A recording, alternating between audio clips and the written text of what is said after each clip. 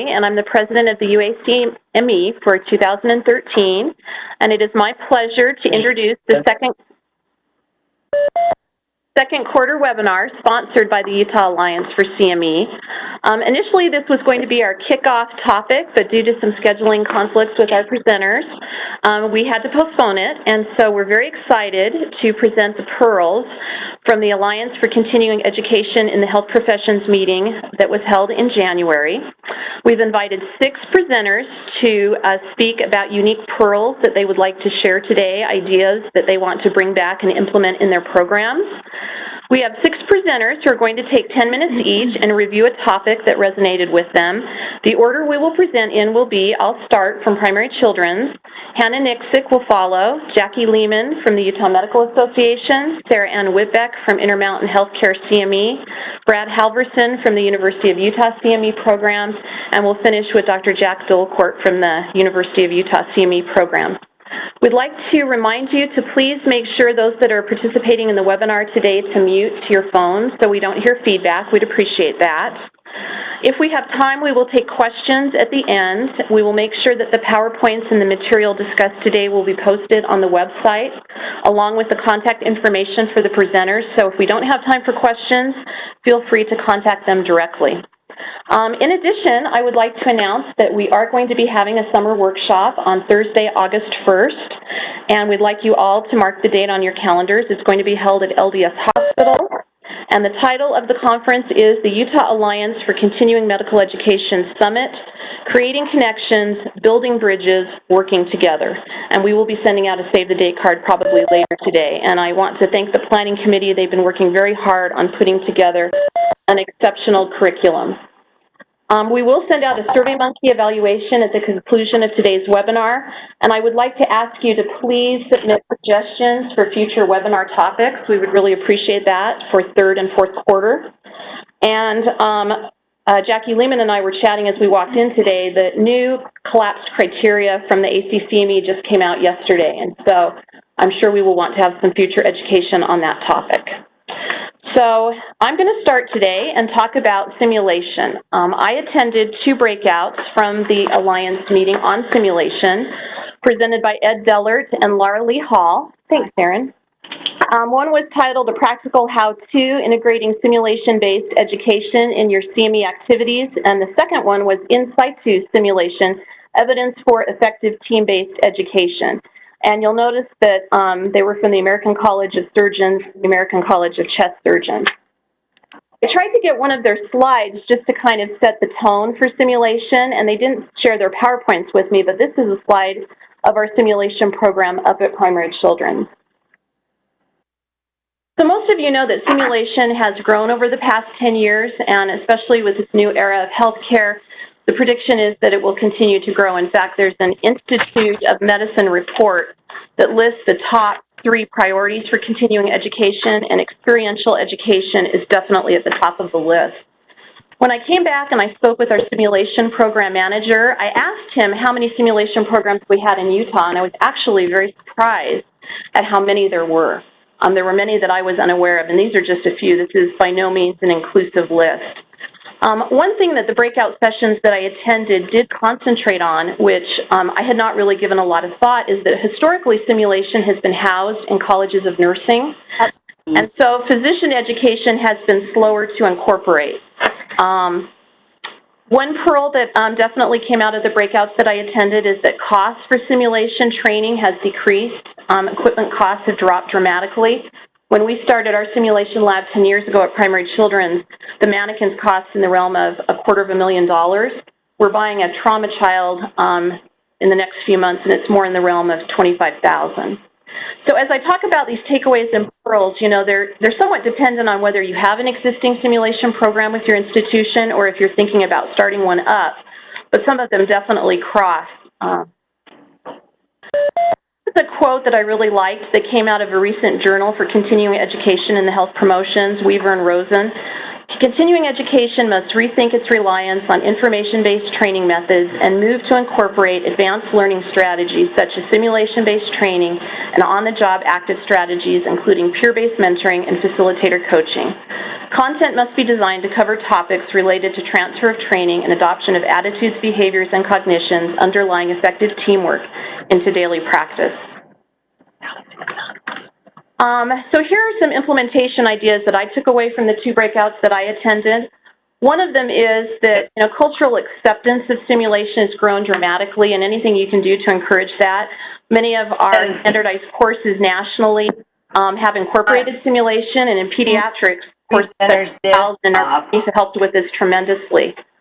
Another takeaway that I definitely heard was that we need to design simulation for the practitioner's environment, and we need to have scenarios that are specific to their specialties.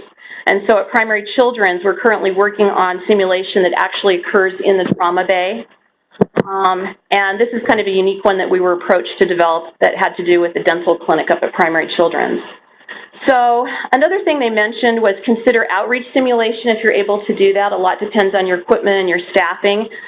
We've kind of ventured into this recently. Last week we did 2 full days of simulation out at Riverton. So that was something that we've implemented since the national meeting. And I thought this was kind of interesting. There's an emphasis on the pendulum's kind of swinging away. Simulation has primarily been focused in the teamwork, team dynamic, communication domain for such a long time that, the pendulum is kind of swinging back towards teaching more clinical skills in the simulation environment. This was really important. Train a multidisciplinary cadre of faculty, instructors, debriefers so that you just don't have physicians in the simulation program. Make sure you root the simulation experience in established adult learning theory, and we're actually going to have a talk on this at our summer conference. And remember that simulation is being implemented early in undergraduate and graduate education, but practitioners out in the field haven't experienced it, and so you're going to have to work with them as well. And of course, this is a huge one because of the cost of simulation, not just for the mannequins, but the salary and the staff costs. Institution support is critical. And then, I don't know if you noticed or not, those of you that subscribe to the Journal of Continuing Education in the Health Professions, but the last journal was devoted exclusively to simulation, and these are some of the references that the presenters commented on. I'm going to turn the time over to Hannah Nixick, and she's going to talk about the 7 AMA learning platforms. Okay. Oh, sure. Here you go. Oh, you want to sit over there? Okay.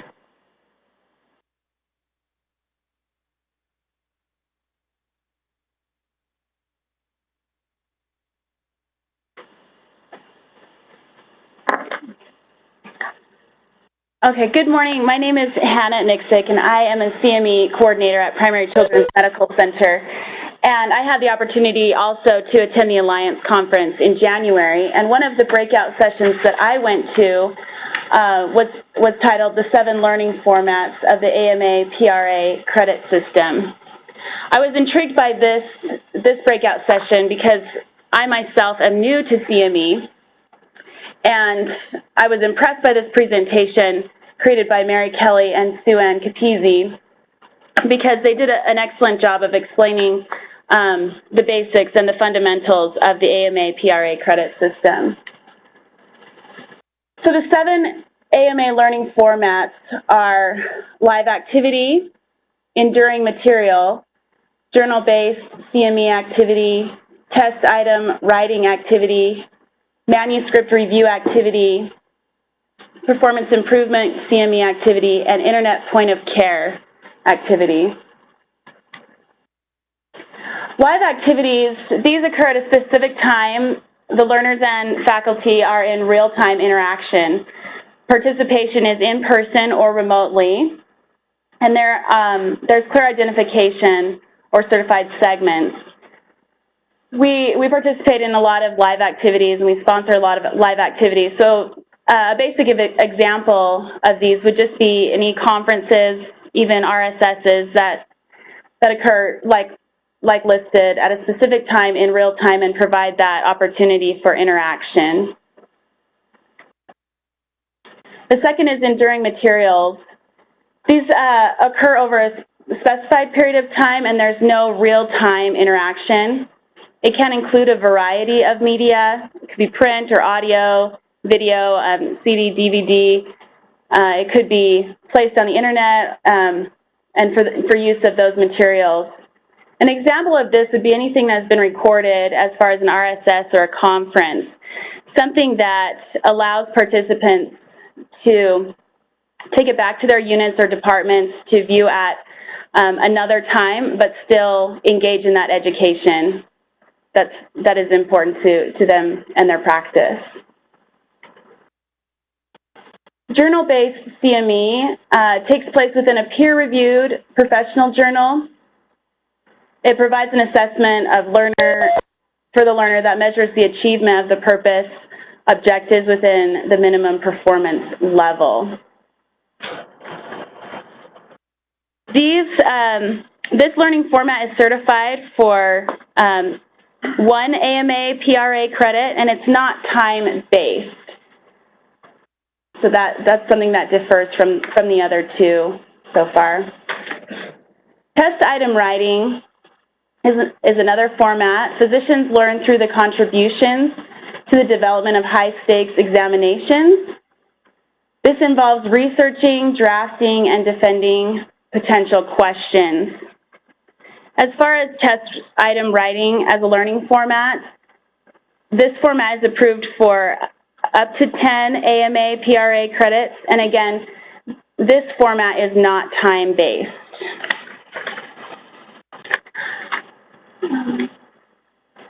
Manuscript review. Reviewed article must be submitted to a journal that is indexed in Medline. The manuscript must be original, requiring multiple reviewers. The depth and scope of the review required is of the literature and the knowledge of the evidence base. One example of a manuscript review that's taking place within our system is the American Journal of Medical Genetics, which is housed here in Salt Lake, and the editor-in-chief is Dr. John Carey, and he and his team are constantly utilizing this format as they review articles to submit to their journal, the American Journal of Medical Genetics. Performance improvement, it's a provider-structured process. They have an oversight that assures the content integrity of selected performance measures. This format provides background information on performance measures that is evidence-based, and it validates the participant by review of documentation. A good example of performance improvement that's taking place in our system again would be the febrile infant performance improvement, which is under the direction of Dr. Carrie Byington. And her febrile infant program was suggested as best in the nation by the American Board of Pediatrics, which is a good tout to the system that she has in place utilizing this AMA learning format. And the last format is Internet Point of Care. In this format, the provider oversees the content integrity, including the use of peer-reviewed literature, unbiased search algorithms, and tracking topics and sources that are searched. On this slide, there's an example of a screenshot of Intermountain's Internet Point of Care learning activity that is available on the physician portal, so intermountainphysician.org. You can find this screenshot, and it explains the objectives of this learning format, which are to review a clinical question, to identify the relevant sources, and then to describe the application of the findings to the practice. One example of Internet Point of Care that I found was a local physician was interested in knowing if owning a ferret contributed to asthma. So they were able to utilize this learning format, Internet Point of Care, to research that topic. So you'll remember that in the future. And I think I passed the baton to Jackie Lehman. Good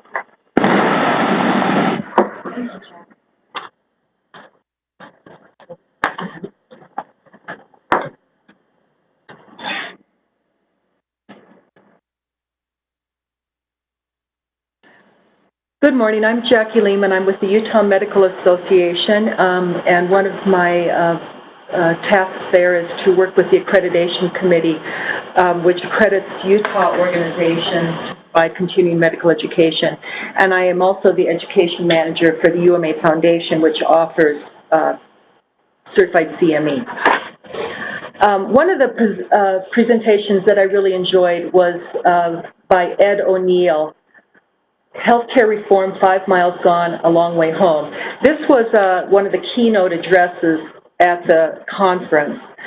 He was, in his recent life, he was a professor of, in the Department of Family and Community Medicine at the University of California, San Francisco, and director of the Center for Healthcare Professions, which is a research and training institute that educates healthcare workforce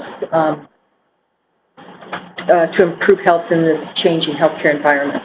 A few years ago, he formed this consulting group, O'Neill and Associates.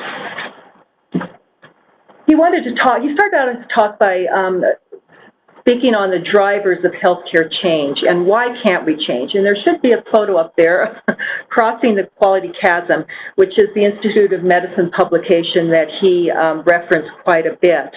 That publication discussed the gap between healthcare that we have and the healthcare that we could have. And that he mentioned that even with all the advances, amazing advances we've had in the medical sciences and technology, that the healthcare system has often failed to translate that knowledge into a better practice. One point he made that's directly relevant to us in the healthcare, in the education arena, is that the system needs to build on the strengths of all of the healthcare professionals in order to ensure that the care that is provided is timely, safe, and that right now he really emphasized that a lot of what we do now is we operate in silos, which isn't very helpful to providing the best kind of care. Oops, there it is.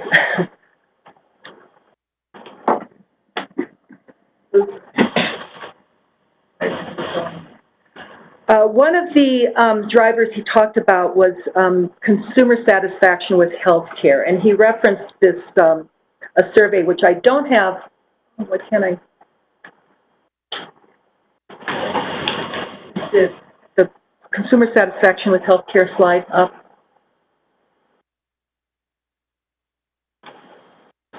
Anyway, he discussed one of the drivers to change the system is consumer satisfaction with healthcare, and I'm not sure why this graph isn't showing up, but there's a graph that references dissatisfaction in the healthcare system with our English-speaking cousins in Canada and the UK, and in that study it said more than 1/4 of Americans are dissatisfied with the healthcare system and think it needs major rebuilding, as compared to 3% in the UK and 10% in Canada.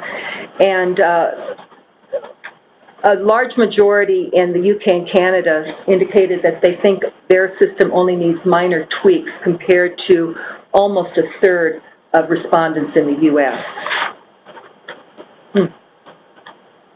For some reason, my graphs aren't showing up here. Sorry about that. Anyway, he also referenced, noted that in the U.S. there seems to be a little relationship between the amount of spending and the quality of care that's delivered. And what you're supposed to be looking at is a graph of Medicare spending per beneficiary, and that shows that there's not really a good relationship between the amount of money spent and the quality of care delivered. In fact, often the more that is spent on a patient, the lower the quality of care. And this gets back to a redesign of the system where payment policies are aligned with quality improvement. And then probably another graph that won't show up is that the U.S., of course, spends, and we've all heard these numbers before. He talked about the statistic, the percentage of the gross national product in the U.S. that is spent on healthcare, which is 17.5% in 2010 compared to 11% in the EU, and that noted that our higher spending doesn't translate into higher quality. And of course, again, this is not the first time we've heard this information, but the big question is what we do about it. Then he talked about the challenges ahead, the Affordable Care Act. He stated that it's not going to go away no matter how many votes Congress takes, and that one way or another, because all the drivers, forces pushing health care reform, that health care reform is going to happen. And he thought that the ACA, as imperfect as it is going to provide an opportunity to address structural changes in the U.S. healthcare system that lead it to underperform while it remains very expensive. He summarized by saying that our current system is expensive, overbuilt, and underperforming, and that change is going to happen.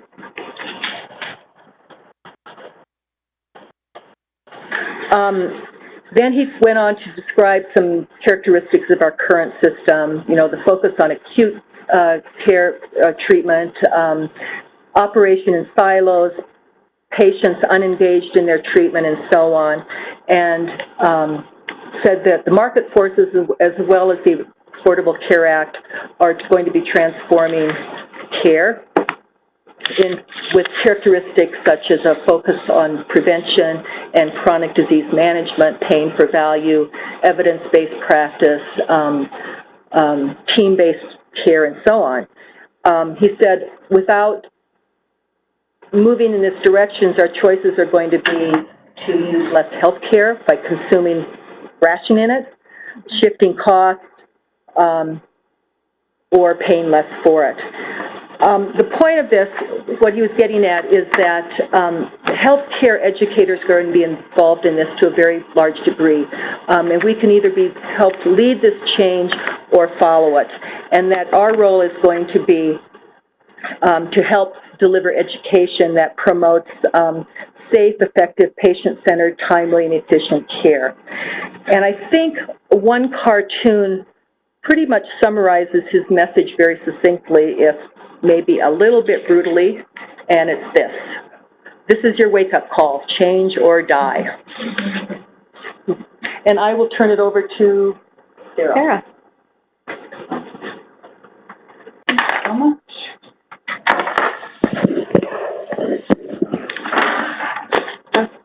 Thank you for switching that over.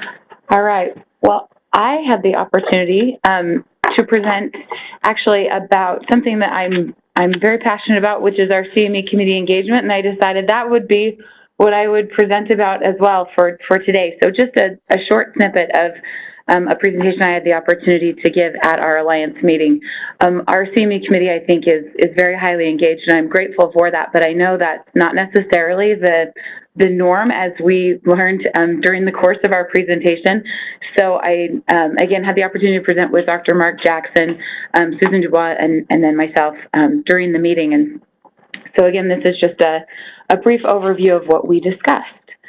So our CME committee, and I should say this is, of course, a pared-down version of our overall presentation, but if anyone wants to see the greater presentation, certainly you're welcome to contact me. But our CME committee, of course, governs our overall CME program. It's co-chaired by Dr. Brent Wallace, who's the Chief Medical Officer of Intermountain Healthcare, and Susan Dubois, who's our Assistant Vice President. And she has responsibility for physician relations, CME, physician contracting, and pretty much anything that has to do within the physician realm, we go to Susan. And so these two really lead both our clinical side and kind of our business side of our CME program, or excuse me, our CME committee, and then includes membership from each of our clinical programs. So we have requested that our medical directors of each of our clinical programs have a seat on our CME committee. There have been times where they haven't been able to participate due to other competing things with their time, and so in some cases they have delegated someone else to participate on their behalf. So there are occasionally non-medical directors on our committee as far as the clinical programs, but typically that's who's participating. I believe at this point we're up to, think 12 clinical programs, but I can't keep them straight because it seems like we're consistently adding. So there's that as kind of the bulk of the committee. And then as far as other key stakeholders that we've included, of course, the Institute for Healthcare Delivery Research, Dr. Brent James, representing quality, and Natalie Soria, as they are an incredible team, and we're grateful to have both of them. Nursing with Clinical Excellence, I think this is a powerful thing to have on your CME committee. If you don't have nursing represented on your CME committee, this is very important, especially as we're looking more at interdisciplinary learning and the way people do learning teams. I know Janelle mentioned that this is really the trend and the way that we're looking in the future. Legal and compliance, this is something we added, I think, about 3 years ago when we first started. We weren't necessarily having them sit on our committee. It was more of an ad hoc seat. And when things came up, we would take them to legal and compliance. And then it happened enough that we finally decided this is important. And now we have an attorney that attends all of our meetings and reviews all of our programs. And I think it's a very vital piece, and I'm grateful for their support. Graduate medical education, just to show the continuum of medical education from starting at the beginning and continuing on through.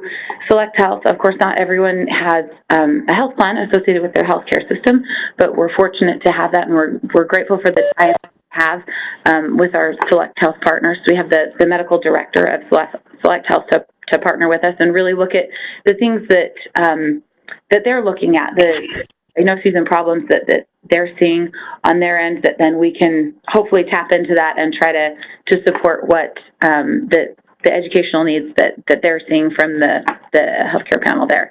And then other clinical areas that are not covered within the clinical programs. Some of our medical specialties are a little bit smaller, and so they're not necessarily developed into a full clinical program yet. For example, imaging services, but they're certainly represent a broad number of physicians and other healthcare providers, and so we're grateful to have them as part of our CME committee. So it's broad. I should say, I know one of the questions that came up, we have 23 members of our CME committee currently. So it's not small, and they do a tremendous amount of work, but we're grateful for all of them. So as far as member responsibilities, this was one, as we started chatting in our session, that ran across the board, that across the nation, I should say, everybody's committee did a variety of different things, but this is what ours currently participates in. So overall program oversight, that before any major changes happen, of course, our committee votes on it and is well versed in those changes. They assess the educational needs within the system, and as applicable, assist with the development of educational content, because these are typically our medical directors and other folks that are tapped into the clinical needs through the clinical programs. They know what's going on within our healthcare system, and they're able to help us determine where we need to provide more education. They, of course, review all of our applications for credit, and that is not a small task. We do this by email, so anytime someone would like to see some sort of educational activity be approved, they submit their applications to us, and then those all go out by email. Fortunately, these are typically very tech-savvy folks, and they're attached to their email. Unfortunately for them, I should say, they're attached to their email regularly, and it usually only takes about 48 hours for us to have everyone read the documentation and the various applications, which I'm super grateful for, but I think that demonstrates the engagement of our committee, and we really appreciate their support. Then, as applicable, they discuss questions and/or concerns with the content or commercial bias. Because all the clinical programs are represented, if there happens to be a question about bias with a particular CV presentation or something with a disclosure form, then our process includes going to the person on the committee that's directly involved with that. In this case, it's Dr. Don LePay. He's the medical director of the CV clinical program, and he's the one that specifically works with us to address that concern. And that's part of what they sign on to do when they accept the seat on the committee, is that they help address those concerns. And so it's nice to have someone sort of built in to address all of those issues. They help review evaluations and outcome data assessed with all CME activities. They certainly don't do this on granular level. We bring them overall information on an annual basis so that they can see kind of the broad scope of things. But it's nice for them to see across the board. It also helps with standards committee and the various facility committees that they sit on, that they can then present and say, this is what CME is doing, and then get feedback about the types of educational activities they would like to see. They approve commercial support funding from the educational grant, so we do not accept commercial support for our regularly scheduled series individually, but we do have an educational grant that's overall that people can apply to, and then we dispense commercial support through that, or I should say funding through that way. And so the CME committee looks at that and then makes those approvals. Of course, they look at all of our policies, procedures, anything that's happening from that perspective. We do assess program fees, and so they review and approve all of that. We show them everything that happens on our CME website that our fabulous communication specialist does, and they're always dazzled with the things that are happening. We're super proud of our website. They review our our mission statement, just all the various things that you need to kind of have a broader perspective on, because they're not in the nitty-gritties of the day-to-day, and they don't know all the vernacular. It's nice to have someone who's kind of at that 50,000 foot that can look at it and say, this doesn't necessarily make sense, because I think it makes sense to all of us, and it's great to have someone who can sort of take a step back and say, let's relook at this. That second to bottom bullet participates in reaccreditation process. Right now we're going through the joint accreditation process, and it's nice to have them sort of read all the materials and provide that feedback that says, this doesn't make sense, after we're sort of so engrossed in the process and need a separate set of eyes to look at that. And then finally, participates in program financial review. So as far as member education, this is a big topic, or was a big topic, I should say, from the meeting.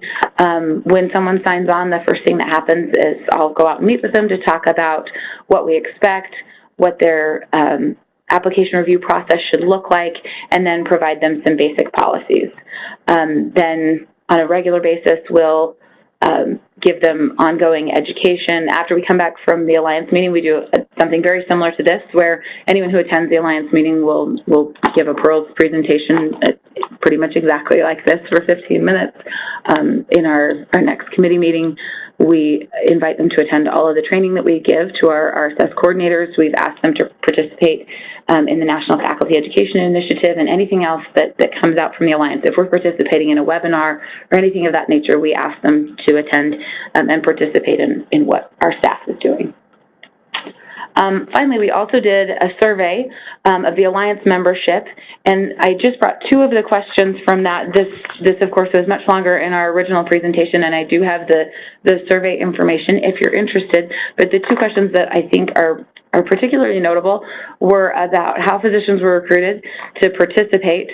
The two that I think are slightly concerning are not the very bottom, but the second to bottom and the one right above that physician members are assigned to the duty, that 23% pretty much didn't have a choice, they just had to do it. And then the other one, there is no strategy, it's just haphazard. I think that's pretty concerning. I think as CME providers and as leaders, we should have a better plan for that. I would like to think that there is a strategy, and also that no one is necessarily assigned to it, that there's at least somewhat of a desire and that you wanted to be there, that you weren't being forced to do that. And certainly that, it looks large, that, 39% are in that capacity. Now, that's 13 out of 33, so it's not a huge sample, but certainly let's do a little bit better job of trying to ensure that people want to be a part of what we're doing. And I think we can do that if we make it relevant for them, and we try to bring it down to a level that says, this is why this is applicable to what you're doing, and this is why this is important. And then this other one that I think is kind of interesting of how do you reward your physicians for contribution to building continuing education? Certainly, that they're paid for their time. 24% I thought was interesting. We don't have that option available to us, but I think the fact that 38% are receiving a thank you letter from administration is notable and says something about how people are expressing gratitude. I think there's a lot to be said for trying to appreciate people's time, and I think people are willing to give it if they, again, realize that what they're doing is relevant and matters to patient care, and that at some point they're getting something out of it that says, we appreciate what you're doing. So anyway, just a quick note about ways that you could potentially improve your overall committee engagement. And again, the actual survey is much longer. If you're interested in improving your engagement with your committee, I'd be happy to share the rest of it. And some of it is actually very funny about the things that they said that their physicians do or don't do, and the ways they would like them to engage. There were a couple of health systems that responded back and said, our physicians are way too engaged in this. We'd love them to back off, which I thought was really surprising. That's never the feedback that I have, but perhaps there are some systems that do struggle with that, if that's really a struggle.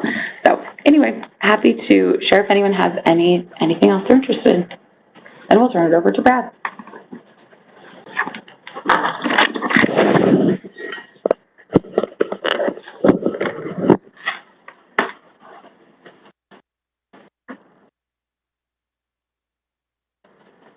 Good morning, I'm Brad Halverson.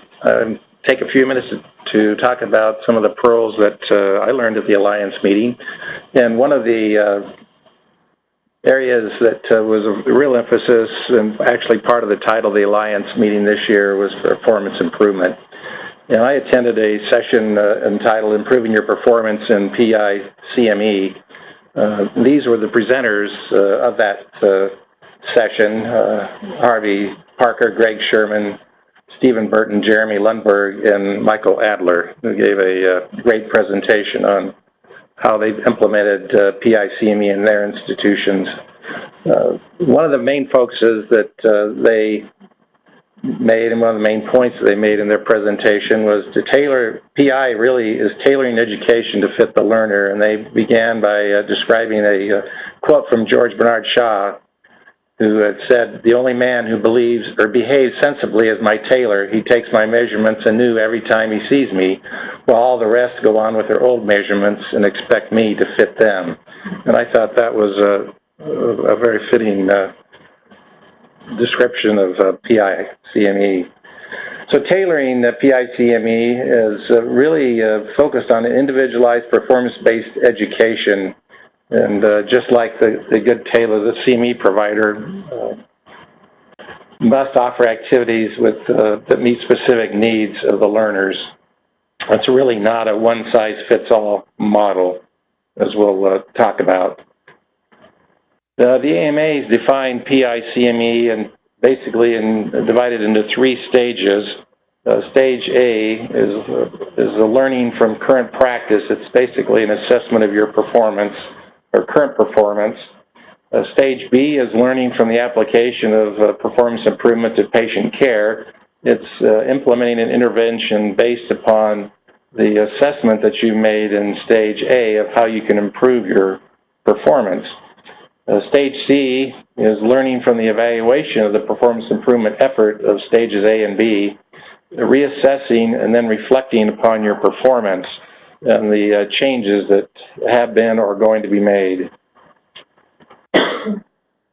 The presenters correlated and really related the PI-CME process to the PDSA or PDCA cycle that you may be familiar with in business terminology.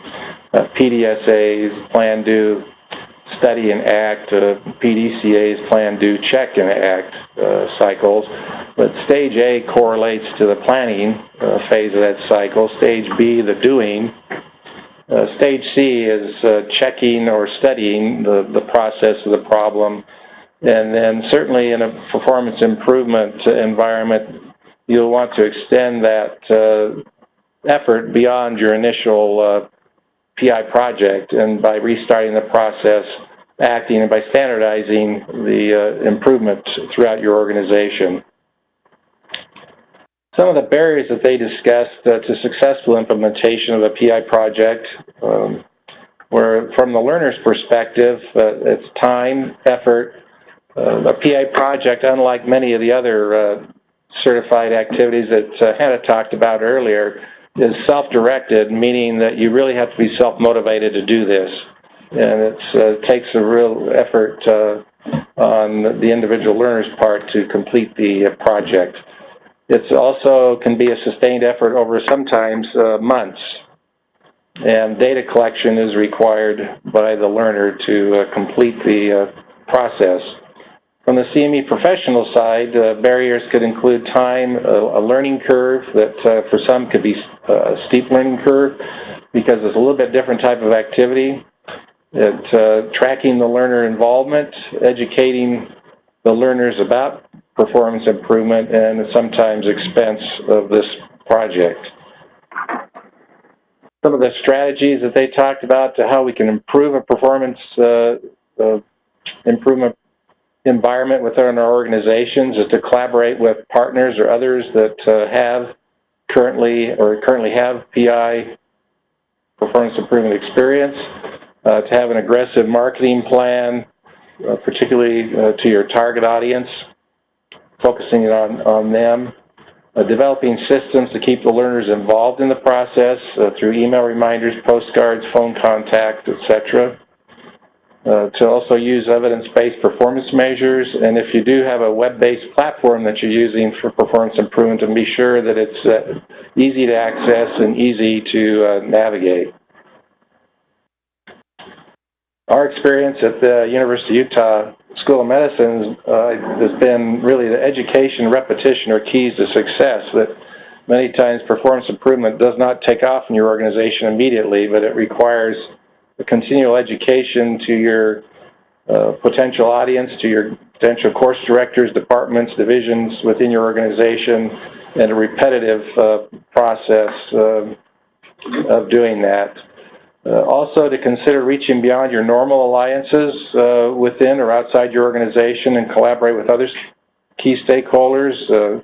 We currently have a series of lean management PI projects in the process, which is a joint effort between the College of Business, the School of Business, and the Health Sciences at the university, which has been a successful project. And the last is just to stay the course, to persevere and to continue on. And that concludes my presentation, and hopefully later we'll have time for some questions. Dr. Dolcourt now will present.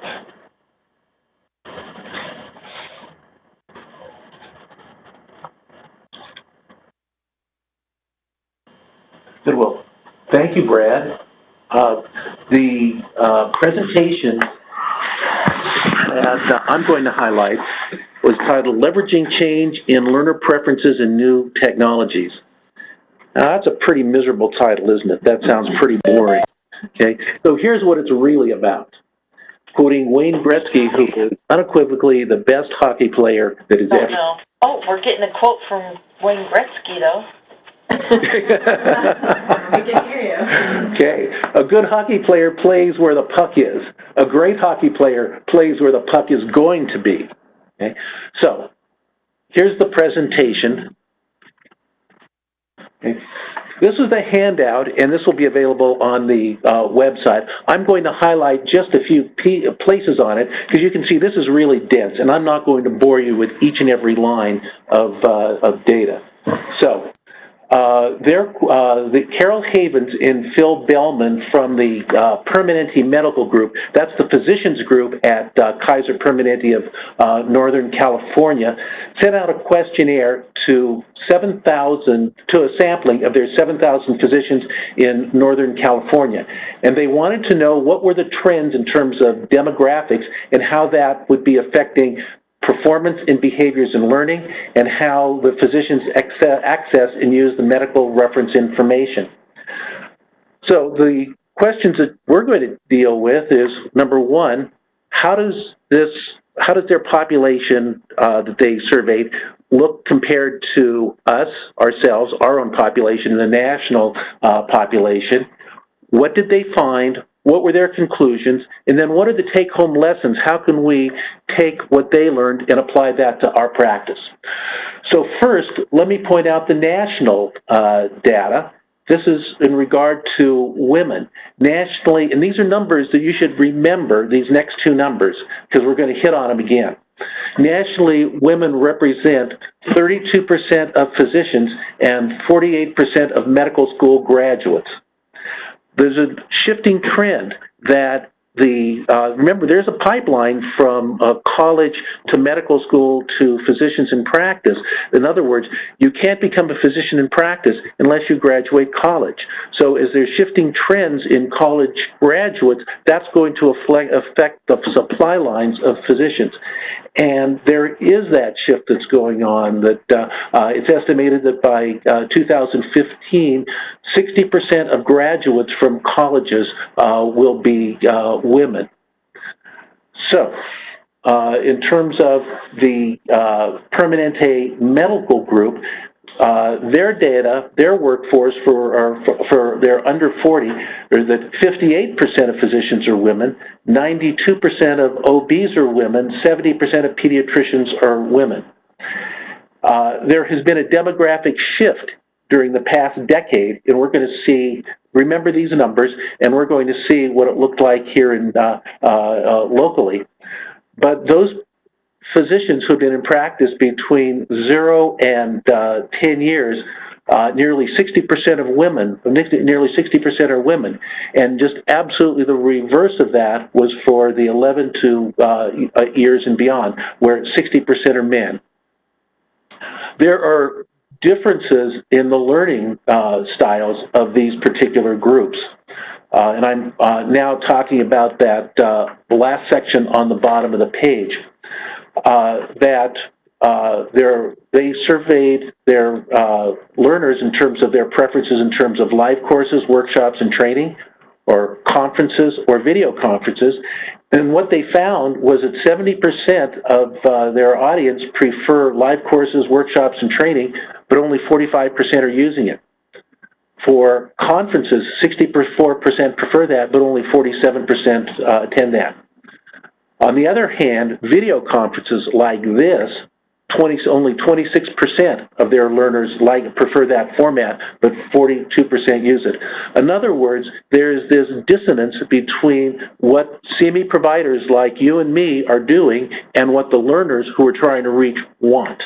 And certainly video conferences are convenient, but that is not the preferred learning style. Younger physicians want CME that is interactive and provides web-based resources that does not conflict with outside commitments, and that's similar to what women physicians want as well. Okay. So where do the Permanente Medical Group physicians get their education? Well, work was the most common, 70%. Half at home, about the same in terms of national and regional conferences, and a small number in terms of local venues. So the regional, national venues, that might be professional societies like the American College of whatever annual meeting that a particular specialty group goes to. But this group did not really glom on to having a local in California education activity. They would rather have it at work or at home. There's also a preference of not having away from home CME, especially with women, and barriers to the participation in CME. A whopping 80% did not participate in CME because it conflicts with work. Half conflicts with the family, about the same for lack of convenience. And remember, these are employed physicians, and so for about a third of them, expense was a consideration. In terms of the medical reference information, it's the use of online resources, smartphones, tablets.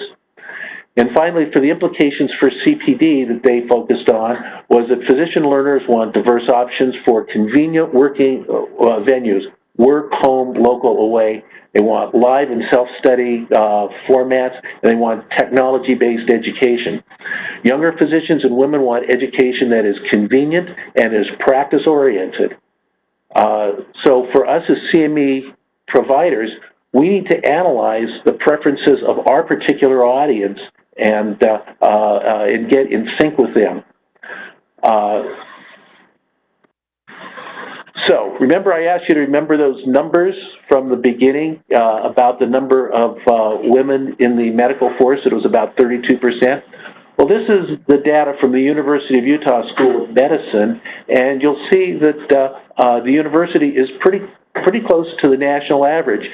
So Permanente, where it had about 60% of their younger women, their younger faculty, their younger physicians being women, they're maybe a specific population. They may not be representative of the entire United States. This is a graph that's complicated, so let me walk you through that. The rose-colored bars are the women residents in 2001. The yellow bars are women residents in 2011. And just for the mean, in 2001, about 39% of residents were women, and in 2011, 46% are women. And remember that statistic that I asked you to remember at the beginning, that about 48% of medical students are women. So these numbers really do sync, and this is really a supply line that you're going to be seeing. And remember, these women residents are going to be your learners in the next 2 or 3 years. The other thing to notice is not only that, the yellow bars are higher than the red bars, and along the bottom are the different specialties, but you'll notice that there's a lot of variability, that certain specialties have changed remarkably in the last decade. Let me point you over to thoracic surgery, which is the third bar from the right. That particular specialty has increased perhaps 2.5-fold over the past decade. Whereas other specialties, and let me point you towards radiation oncology, which is a few bars to the left, there's almost no change that's taken place in the past decade. And you'll also notice that certain specialties are very heavily represented by women, and that's the tallest bar there is OBGYN, and the second tallest bar is pediatrics, which you'll notice is at 70%. The University of Utah's current first-year residents is 80% women. So the trend continues. Okay. So, for you, where's the puck going to be? Keep in mind the age and gender of your learners. There's a transition from baby boomers through millennials with different types of preferences that you'll need to take into consideration. There's also a feminization of learners, especially in peds and OB. I presented a lot of data, but keep in mind that this is the Permanente Medical Group, which is a multi-specialty urban group practice, and other kinds of practices may differ. Convenience is important for physicians want at-work CME rather than away-from-home CME. And one thing what hasn't been discussed is the maintenance of certification and PI CME. They did not include that in their presentation. So, where do you go from here? How do you get to the next stage? Here are the takeaway messages. Learning preferences are changing. Remember the 2 Gs, generation and gender. Align your content and packaging. It must be convenient at work and interactive. It should be improving practice with strategies that enable your learners to do the things and to reinforce. Not to one time is not enough to present information, and there need to be multiple interventional strategies and formats of blended learning, that is with the different modalities like what Hannah talked about, and longitudinal learning. They present the material more than once and use electronic types of conveyances like smartphones and tablets. So now as you plot your pathway, how are you going to do that? Another wise person, Yogi Berra, said you've got to be very careful if you don't know where you're going, because you might not get there. Thank you, Jack. I think we have about 5 minutes in case anyone has any questions for any of the presenters today. I'll open it up for questions.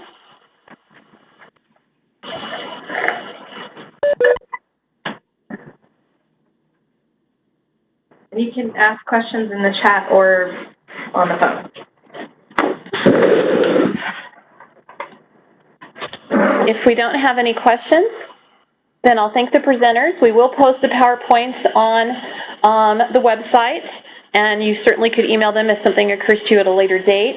I would encourage you to fill out the evaluation for the webinar today and give us some ideas for upcoming education. And please, everybody, mark your calendar for the August 1st conference at LDS Hospital on creating connections, building bridges, and working together. So thank you so much for your participation today. We appreciate it. Thank you.